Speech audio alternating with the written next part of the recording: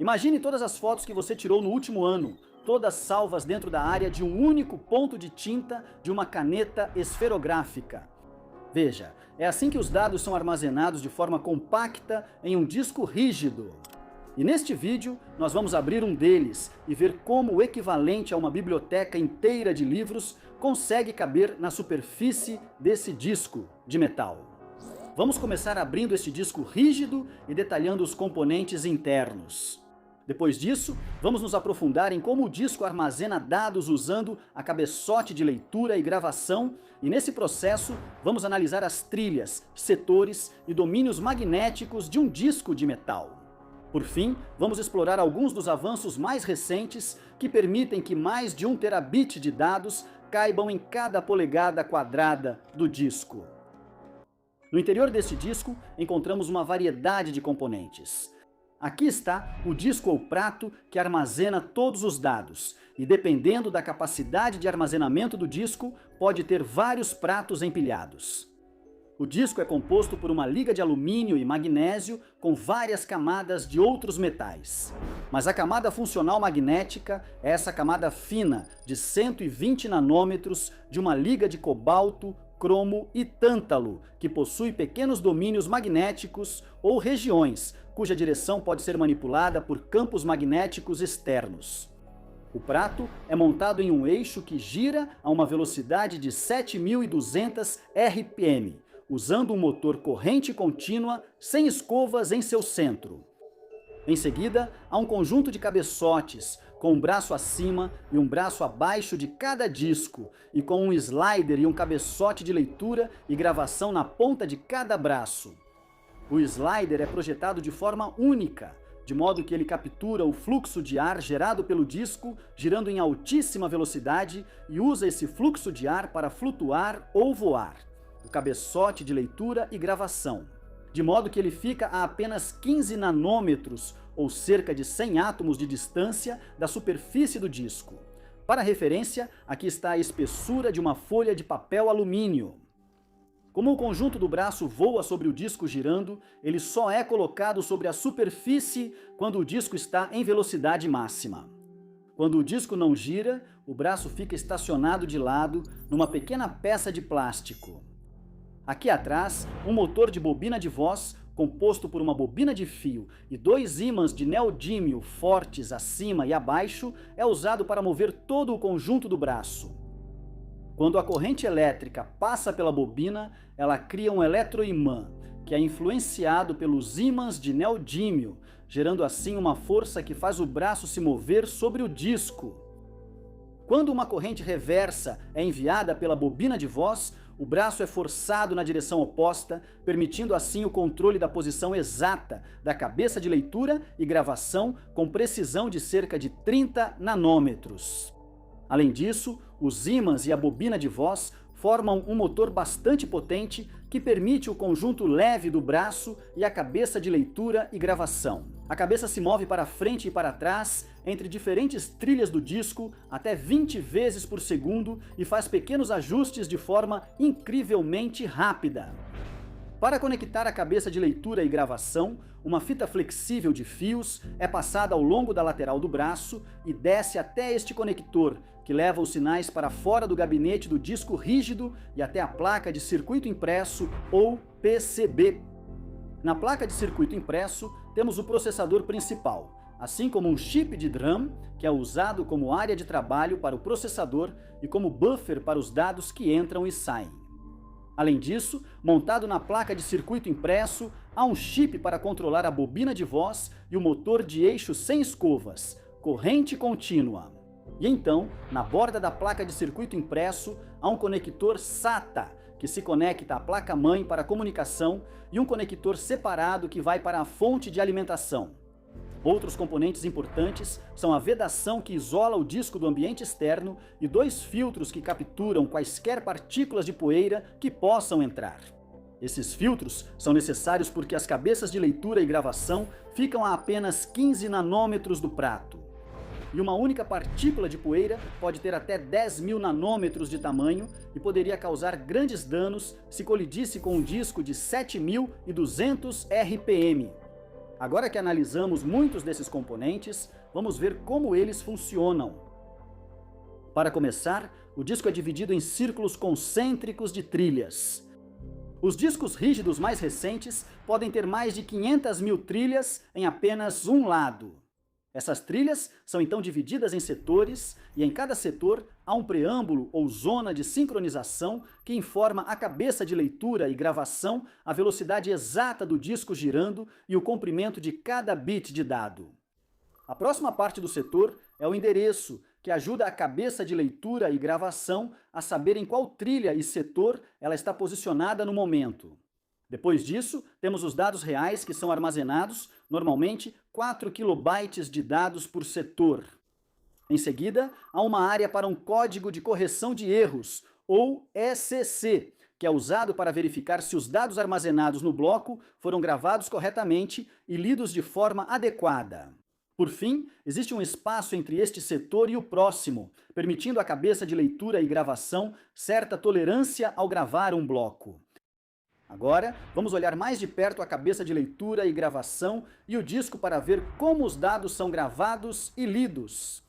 A gravação de dados no disco é feita manipulando a direção da magnetização de uma região localizada, ou domínio, da camada de cobalto, cromo e tântalo no disco, e forçando a região a ser magnetizada na direção para cima ou para baixo.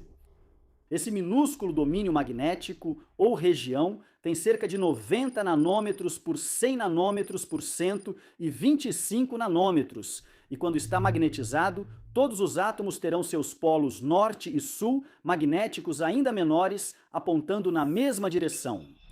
Para magnetizar um único domínio, o que equivale a gravar um único bit de dados, uma corrente é aplicada a uma bobina de fio na parte de trás da cabeça de gravação, criando assim um campo magnético forte aqui atrás. O campo magnético é canalizado através da cabeça de gravação e focalizado em um pequeno ponto na ponta, depois salta através do espaço de ar de 15 nanômetros e entra no disco. Quando o campo magnético focalizado passa por um único domínio de cobalto, cromo e tântalo, todos esses átomos são forçados a alinhar seus pequenos campos magnéticos atômicos com o campo magnético aplicado pela cabeça de gravação, transformando assim o pequeno domínio ou região em um ímã permanente. O segredo é que mesmo quando a cabeça de gravação é afastada, a direção dos domínios magnéticos nessa camada do disco é mantida por anos.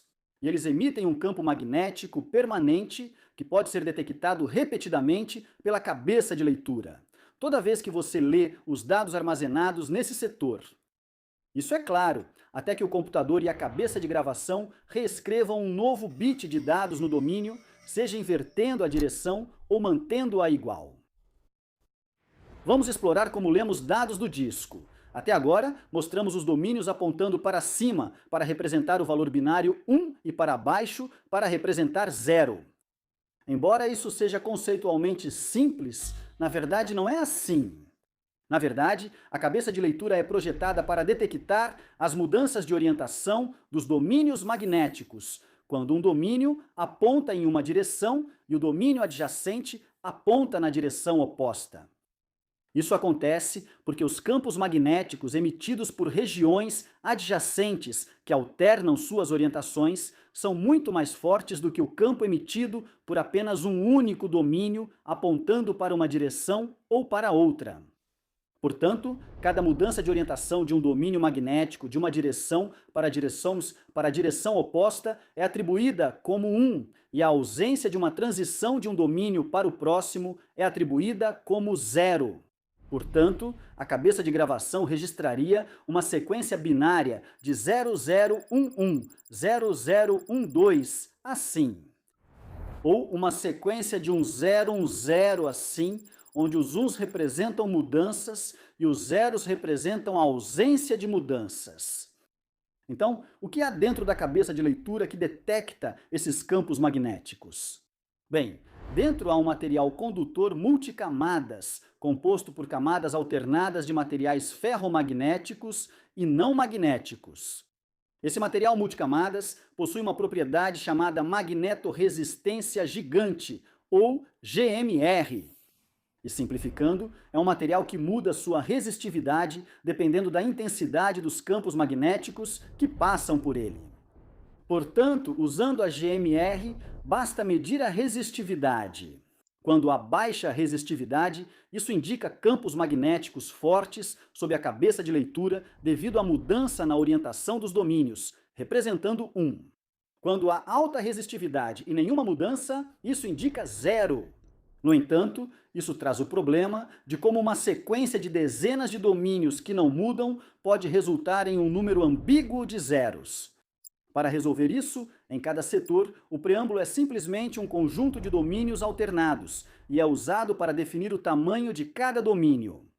E então, o código de correção de erros na parte de trás do setor é usado para garantir que nenhum dado seja perdido.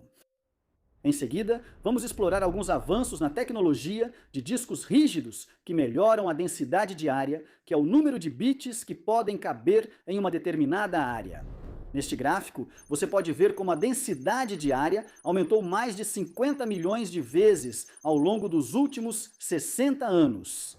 No entanto, talvez mais importante seja o fato de que o custo para armazenar trilhões de bits de dados caiu mais de 100 milhões de vezes. Só imagine, se pudéssemos levar esse disco rígido de volta aos anos 1960, ele valeria mais de 4 bilhões de dólares.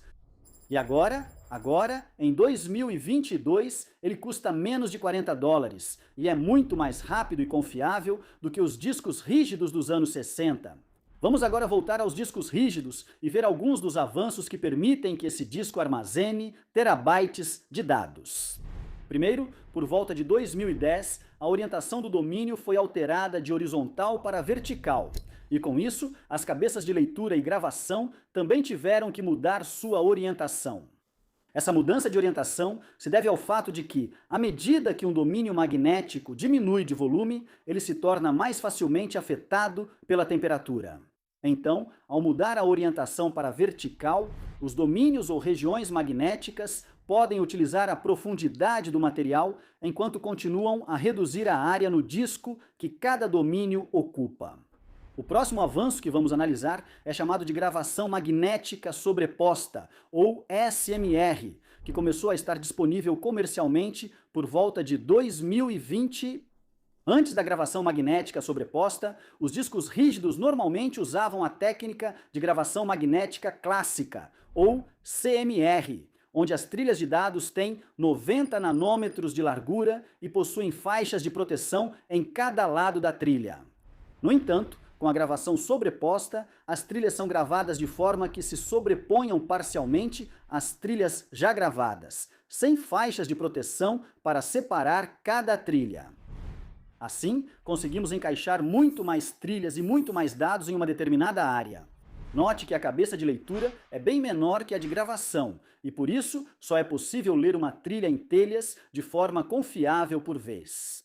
O problema, porém, é que se você gravar sobre uma trilha e a trilha superior dos dados em telhas ainda estiver boa ou com dados válidos, a unidade primeiro terá que ler e armazenar esses dados válidos no buffer DRAM e, em seguida, gravar tanto a trilha inferior com os novos dados quanto a trilha superior com os dados válidos.